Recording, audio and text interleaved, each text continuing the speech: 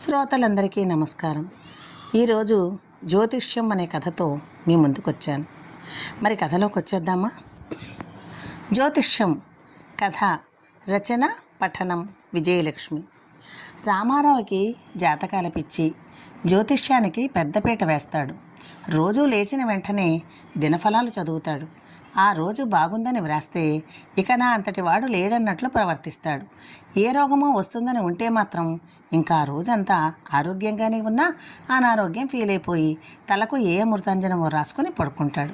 ప్రమాదాలు జరగవచ్చు అని ఉంటే లేచిన దగ్గర నుంచి అడుగు తీసి అడుగు వెయ్యాలంటే ఆచితూచి వేస్తాడు. అసలు బయటకు వెళ్ళడానికి కూడా భయపడతాడు. ఈ పిచ్చి చిన్నప్పటి నుంచి లేదు. సుమారు 5 నెలల నుంచి ఈ జ్యోతిష్యం పిచ్చి పట్టుకుంది. దానికి కారణం లేకపోలేదు. 5 నెలల క్రితం ట్రైన్లో ప్రయాణం చేస్తుంటే రామారావు ప్రక్కన ఒక వ్యక్తి కూర్చున్నాడు. కాలక్షేపానికి మాటలు కలిపాడు రామారావు.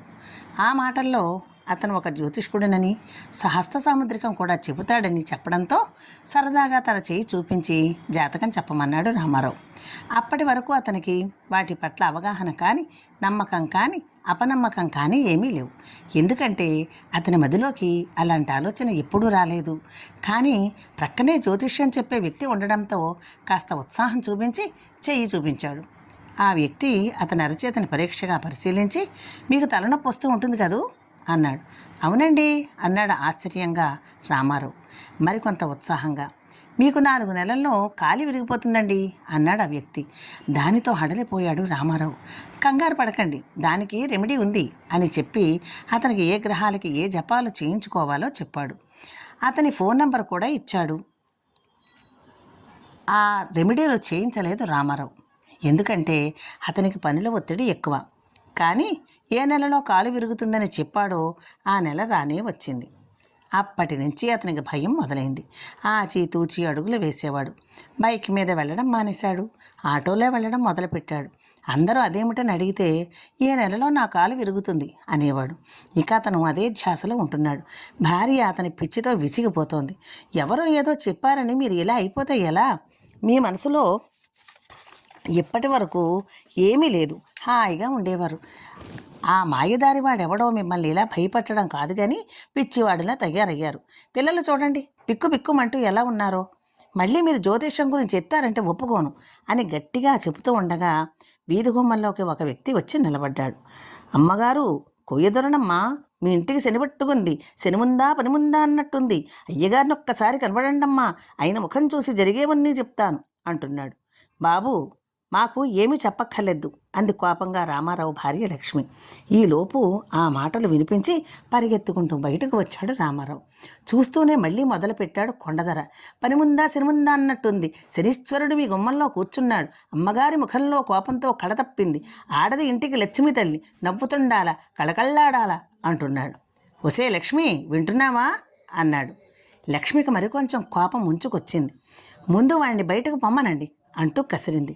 ఇంటి ఇల్లాలు నవ్వుతుండాల, కోపంగా కాదు. మీ ఇల్లాలి వల్ల మీకు కష్టాలు రాబోతున్నాయి. నా దక్షిణ నాకు ఇప్పించండి, నే పోతా అన్నాడు కొండధర. ఎంత అన్నాడు రామారావు? 1116 ఇప్పించి పంపండి, అయ్యగారు చల్లగా ఉంటారు అన్నాడు. కొండధర గారు 1000 రూపాయలు ఇచ్చుకోలేను, ఈ 500తో సరిపెట్టుకోండి అంటూ 500 రూపాయలు కొండధరకి ఇచ్చాడు. కొండధర 1000 రూపాయలు ఇమ్మని పేచీ పెడుతున్నాడు. 1000 ఇచ్చేద్దామంటే ఇంట్లో పరిస్థితి పెద్దగా బాగులేదు. ఎందుకంటే ఈ మధ్యకాలంలో ఆఫీసుకు డొమ్మా కొట్టడం ఎక్కువైంది. ఈలోపు లక్ష్మి బయటకు వచ్చి, ఏమయ్యా నీవు కొండధరవో బండధరవో మాకెందుకు, అసలు నిన్నెవరు అడిగారు చెప్పమని, ఏదో పిచ్చి వచ్చినట్లు నోటికి వచ్చింది చెప్పేసి డబ్బులు ఇలా అడుగుతావేంటి, ముందు మీ జీవితాలు బాగుండేలా చూసుకోండి అంటూ గట్టిగా అంది. ఏది అసలు 500 కూడా ఇలా ఇవ్వు, నీకు ఎందుకు ఇవ్వాలి, నిన్ను మేము పిలిచామా అడిగామా అని అపర ఖాళీలా అవతారం ఎత్తేసరికి దెబ్బకు ఇంకా అక్కడే ఉంటే ఆ 500 లాక్కునేలా ఉందని గబగబా బయటకు వెళ్ళిపోయాడు. ఏమండి అసలు మీకు బుద్ధుందా? 500 రూపాయల బెళ్ళబెత్తులా వాడికి అప్పచెప్పారు. అసలు శనీశ్వరుడు ఎంత మంచివాడోట. అందరూ ఆయన్ని ఆడిపోసుకుంటారే కానీ ఇదిగో ఇలా పనికి మాలిన వాళ్ళ మాటలు అవన్నీ. మీరు తయారయ్యి ఆఫీసుకి బయలుదేరండి అంది. ఈరోజు దినఫలాలు బాగులేదే, ప్రమాదం జరిగే సూచనలు అని అన్నాడు. ఆహా, నా దినఫలంలో కూడా అగ్ని ప్రమాదం ఉందని రాశాడు.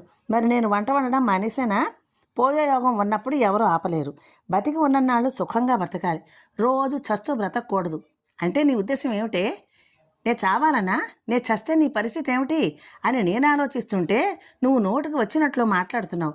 ఇంత స్పష్టంగా ప్రమాదం అని రాసి ఉంటే ఎలా వెళ్ళమంటావు చెప్పు అన్నాడు చిరాకు పడిపోతూ.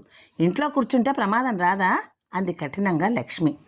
సూచన ఎందుకు ఇస్తారు? జాగ్రత్త తీసుకోమనే కదా అన్నాడు విచారంగా రామారావు. అదే అదే మరి మీకు ఇలా ఆఫీసుకు డుమ్మా కొడితే నేను ఇంటి పని వంట పని మానేసి మా పుట్టింటికి పోతాను. ఏ గ్రహం వచ్చి అడ్డుకుంటుందో చూస్తాను అంది రుసరుసలాడుతూ లక్ష్మి. రామారావు బ్రతిమాలడం మొదలుపెట్టాడు. సరే, ఈరోజు ఒక్కరోజు, రేపటి నుంచి ఆఫీసుకు వెళ్ళిపోతాను అన్నాడు. సరేనని ఊరుకుంది లక్ష్మి. రామారావుకు కూడా మనసులో బాధగానే ఉంది. తనకెందుకింత భయం ఆవహిస్తోందని. ఒక ప్రక్క భయం, ఒక ప్రక్క భార్య అసహనంతో మానసిక వేదన అనుభవిస్తున్నాడు రామారావు. మొన్నటికి మొన్న గవ్వల జ్యోతిష పండితుడి దగ్గరకు వెళ్ళాడు. అతను ఏవో మంత్రాలు చదివి గవ్వలు వేశాడు. దాని ఫలితాన్ని కూడా ఆ జ్యోతిష్యుడు రామారావుకి ఆరోగ్యపరంగా బాగులేదని చెప్పాడు. వాడు 500 ఫీజు తీసుకున్నాడు. లక్ష్మి తనను అర్థం చేసుకోదు. నా బాధ తనకి తెలియదు. నేను ఎవరి కోసం బాధపడుతున్నాను? తను ఒక్కడు ఏమన్నా అయితే 2 పిల్లల భవిష్యత్ ఏంటి, భార్య పరిస్థితి ఏంటని తను బాధపడుతున్నాడు. మనసు వికలమైపోతుంది. ఇలా కాదు, ఈసారి తన డేట్ ఆఫ్ బర్త్ ఇచ్చి జాతకం రాయించుకుని జన్మజాతక ప్రకారం ఎలా ఉందో చూపించుకోవాలనుకున్నాడు. ఆ మరుసటి రోజే మంచి పేరున్న జ్యోతిష్యుణ్ణి కలిశాడు. ఆయన చెప్పింది ఏంటంటే, మీకు చెడ్డ దశ ప్రారంభమైంది, ప్రాణగండం కూడా ఉందని. అంతే. రామారావుకి గుండె జారిపోయింది. అమ్మో, ఎప్పటి వరకు ప్రమాదాలని చెప్పారు కానీ ఈయన ఏకంగా ప్రాణగండం అంటున్నాడు. అయ్యో, ఇది తథ్యం అన్నమాట. ఏ క్షణంలో అయినా తనకి ఏమైనా జరగవచ్చు. వెనకాల ఏ ఆస్తులు లేవు, ఉద్యోగం తప్ప. ఈ జన్మజాతకం చూపించుకున్నాక మిగతా వాళ్ళు చెప్పిన జాతకాలన్నింటికీ బలం చేకూరింది. ఇక అనుక్షణం మనసులో ఆవేదన, ప్రతిదానికి భయం. నీళ్లు త్రాగితే పొలబారుతుందేమోనని భయం. అన్నం తింటున్నప్పుడు కొద్దిగా పొలబారినా భయంతో డాక్టర్ దగ్గరికి పరిగెడుతున్నాడు. అక్కడికి వెళ్ళేసరికి డాక్టర్ అంతా బాగానే ఉందంటున్నాడు. అప్పటికప్పుడే ఊపిరి అందనట్లుంటుంది. ఒళ్ళంతా వేడిగా జ్వరం వచ్చినట్లు, కళ్ళు మండిపోవడం, తలనొప్పి, మగత, గుండెదడ, నోరి తడారిపోవడం, ముఖంలో అనుక్షణం ఆదుర్దాగా ఉండటం, అనుక్షణం మృత్యు భయం. 5 నెలల క్రితం వరకు అసలు తనకి ఏ భయం తెలియదు. తల్లి, తండ్రి, భార్య, పిల్లలు ఇదే లోకం. తన ఉద్యోగం, తన పనులు, వారానికి ఒక సినిమా, సాయంత్రాలు పిల్లలతో అలా బయటకు వెళ్ళి రావడం, ఉన్నదాంట్లో ఉన్నంత తనది ఆనందకరమైన జీవితం. చక్కని ఒద్దుకైన భార్య, మంచి పిల్లలు. ఏమొగాడికైనా ఇంతకంటే ఏం కావాలి? అంత అందమైన జీవితంలో సుడిగాలిలో ఈ మృత్యు భయం వచ్చి పడింది. ఒకరోజు ఆఫీసు పని మీద ట్రైన్లో వైజాగ్ వెళ్ళి వస్తూ ఉండగా తన ప్రక్కనే కూర్చున్న వ్యక్తితో సరదాగా మాటలు కలిపి పిచ్చాపాటి మాట్లాడుతూ ఉండగా అతను హస్త సాముద్రికం తెలుసునని చెప్పడంతో సరదాగా తన చేతిని అతనికి చూపించాడు. ఎంతో ఉత్సాహంగా ఉన్న అతని మనసులో అప్పుడే భయబీజం నాటుకుంది. అతని ముఖంలో రంగులు మారాయి. అయ్యో, ఏమి జరుగుతుందన్న దశలు బావులేవండి, ప్రమాదం జరగవచ్చు, లేదా ఏదైనా జబ్బులు రావచ్చు అని చెప్పాడు. దాంతో అప్పటి వరకు ఉత్సాహంగా ఉన్న రామారావు మొట్టమొదటిసారి భయభ్రాంతుడయ్యాడు. అక్కడి నుంచి అనుక్షణం వేదన అనుభవిస్తున్నాడు. అతని భయంతో అతని భార్య లక్ష్మికి చుక్కలు చూపిస్తున్నాడు రామారావు. రాత్రిళ్ళు నిద్రపోవాలంటేనే భయపడిపోతున్నాడు. నిద్రట్లో చనిపోతానేమోనని భయం, బయటకు వెళితే యాక్సిడెంట్ అవుతుందేమోనని భయం, ఆఖరకు ఫ్యాన్ వచ్చి మీద పడుతుందేమోనని భయంతో సీలింగ్ ఫ్యాన్ మానేసి టేబుల్ ఫ్యాన్ పెట్టుకుంటున్నాడు. ఏసీ పేలిపోతుందేమోనని పిల్లలు ఏసీ వేస్తే ఆపేస్తాడు. ఒకరోజు మోషన్స్ అయ్యాయి. రెండు మోషన్స్కే హాస్పిటల్కి వెళ్ళి అవసరం లేదన్న సెలైన్ ఎక్కించేసుకున్నాడు. తుమ్ము వస్తే భయం, దగ్గు వస్తే భయం, చీమ కుట్టి చిన్న దద్దురు వచ్చినా ఆసుపత్రికి వెళ్ళిపోతాడు.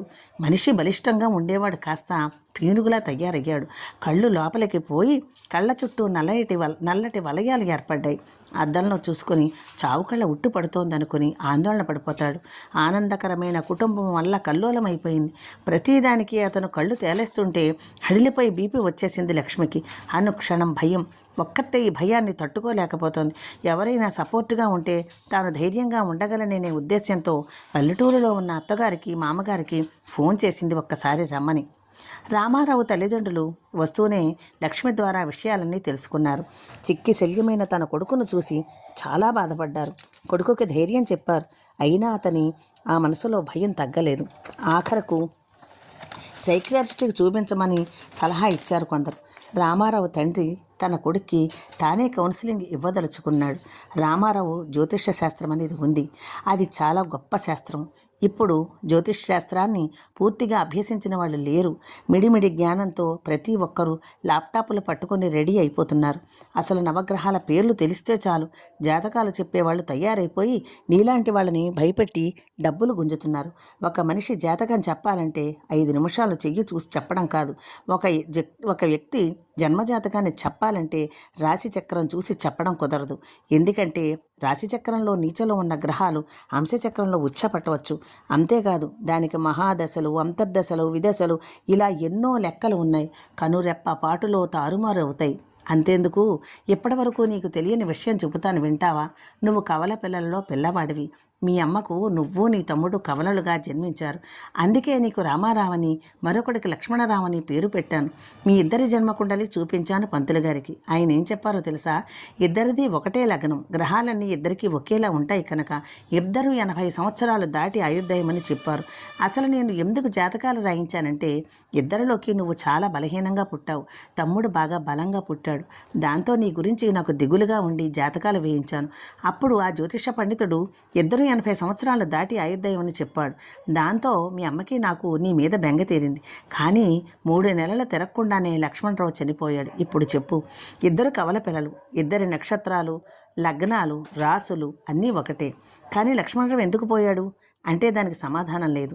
జ్యోతిష శాస్త్రం నిజంగా భూమి మీద ఉండే ఖగోళంలోని గ్రహాలు, నక్షత్రాలను లెక్కలు గట్టి గ్రహణాలు ముందుగానే చెప్పడం, ఖగోళంలో జరిగే అద్భుతాలను ముందుగానే తెలియజేయడం చేయగలిగేవారు. గ్రహాలు భూమిని ప్రభావితం చేయడం, మనుషుల మీద ప్రభావితం చేయడం అనేది నిజం. కానీ ఎవరు పడితే వారు జాతకాలు చెప్పడం అనేది ఇప్పుడు వ్యాపారంగా మారింది. అంతేకాదు, పూర్వం జ్యోతిష్యం మీద డబ్బులు తినడం చాలా తప్పుగా భావించేవారు. అత్యవసర పరిస్థితిలో తప్ప అలా ఎప్పుడు పడితే అప్పుడు చెప్పేవారు కాదు. ఎందుకంటే జాతకాలు చెప్పడానికి కూడా ఒక మంచి టైం కావాలి. ముఖ్యంగా చెప్పే సిద్ధాంతికి వాక్శుద్ధి ఉండాలి.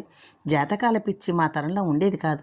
కనీసం మీ అమ్మకు నాకు పెళ్లికి కూడా జాతకాలు నప్పేయో లేదో కూడా చూడలేదు. దగ్గర బంధుత్వం కలుపుకోవాలని పెద్దలు నిశ్చయించుకున్నారు. మాకు పెళ్లి చేశారు. అంతేకాని ఈ మధ్యకాలంలో ఊరికి 100 మంది జ్యోతిషులు తయారవుతున్నారు. అలా అడిగిన వాళ్లకు, అడగని వాళ్లకు జాతకాలు చెప్పడం మొదలుపెట్టారు. ఇప్పటి యువత వీక్ పాయింట్ను కనిపెట్టి రకరకాలుగా చెబుతున్నారు. భగవంతుడు ఇచ్చిన ఆయుష్ అంటూ ఒకటి ఉంటుంది. అది పూర్తయిన నాడు ఎవరూ ఏమీ చేయలేరు. జన్మించిన ప్రతి ఒక్కరికి మరణం తప్పడం. ఎప్పుడో జరగబోయేదానికి ఎప్పటి నుంచి బాధపడుతూ బాధ్యతారహితంగా ప్రవర్తించడం ఎంతవరకు సబబు చెప్పు? నా మాట విను. నీ కన్న తండ్రిని నేను చెప్తున్నాను. దీర్ఘాయుష్మాన్ భవ. నీ తండ్రి దీవెన నీకు తప్పక ఫలిస్తుంది. నన్ను నమ్ము. నీ భయాలన్నీ వదిలేయి. ఇప్పుడు నాకు 75 ఏళ్ళు వచ్చాయి. మీ అమ్మకు 70 ఏళ్ళు వచ్చాయి. కానీ మా మనసులోకి ఆ ఆలోచన రానివ్వం. ఎందుకంటే భగవంతుడు మనకిచ్చిన టైము మనం మంచిగా వాడుకోవాలి. రోజు ఉదయాన్నే స్నానం చేసి ఆ భగవంతుని మీద నమ్మకంతో మనసారా నమస్కారం చెయ్యి. అన్నీ ఆయన చూసుకుంటాడు అని కొడుకు తల నిమిరాడు రామారావు. అయ్యో వెర్రి తండ్రి, లేనిపోనివి నువ్వు నమ్మి జీవితం పాడు చేసుకోకు అంటూ గురూపదేశంలాగా తల్లి తన గుండెలకు హత్తుకుంది. తండ్రికి చెప్పిన ఉపదేశం గురుపదేశంలా పనిచేసింది రామారావుకు. తల్లి లాలనతో అన్నీ మర్చిపోయి ఆనందంగా నవ్వేశాడు రామారావు. భార్య పిల్లలు ముఖాలు ఆనందంతో వెలిగిపోయాయి. తన భర్తను మామూలు మనిషిని చేసిన మామగారికి, అత్తగారికి పాదాభివందనం చేసింది కృతజ్ఞతగా లక్ష్మి. ఆ రోజు రాత్రి ప్రశాంతంగా నిద్రపోయాడు రామారావు. మన్నాడు ఉదయం, లక్ష్మి క్యారేజ్ అయిందా? నేను త్వరగా ఆఫీసుకి వెళ్ళాలి అని హంగామా చేశాడు మునపటిలా. అతని మనసుకు అనుమానపు పొరలు తొలగిపోయాయి. ఆ ఇల్లు ఆనంద నిలయమైంది. తన తండ్రి తన భయాన్ని పోగొట్టడానికి తన కవల పిల్లలలో ఒకడిని చెప్పడం ఇక ఎప్పటికీ అతనికి తెలియలేదు. కథ సమాప్తం. నా కథ నచ్చితే నా ఛానల్ను సబ్స్క్రైబ్ చేసుకొని లైక్ చేసి, షేర్ చేసి, కామెంట్ చేసి మరింత ముందుకు నన్ను నడిపించాలని, ప్రోత్సహించాలని మనవి. నా కథను లైక్ చేయడం మర్చిపోకండి. ఇప్పటి వరకు ఛానల్ను సబ్స్క్రైబ్ చేసుకున్న వారికి, నా కథలు వింటున్న వారికి నా ప్రత్యేక ధన్యవాదాలు తెలుపుకుంటూ ఇట్లు మీ విజయలక్ష్మి.